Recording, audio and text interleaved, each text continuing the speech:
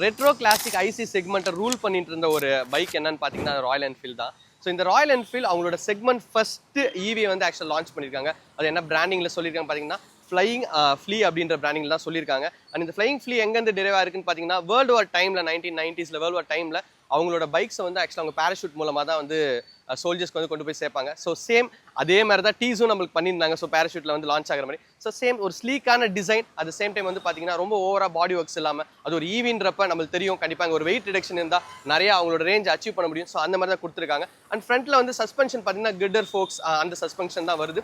Design வரப்போ ஒரு ஃப்ளாட்டான design, டேங்க்லேருந்து rare seat வரைக்கும் ஒரு ஃப்ளாட்டான டிசைனாக வந்து கொடுத்துருக்காங்க. அண்ட் 17 inch அலாய் வீல்ஸ் தான் வந்து கொடுத்துருக்காங்க. அண்ட் இன்னொரு விஷயம் என்னன்னு பார்த்தீங்கன்னா அவங்களோட அந்த பேட்டரி அண்ட் ஃப்ரேமும் பார்த்தீங்கன்னா ரொம்ப க்ளீனாக காம்பேக்டாக வந்து பிளேஸ் பண்ணியிருக்கு நம்மளால பார்க்க முடியுது.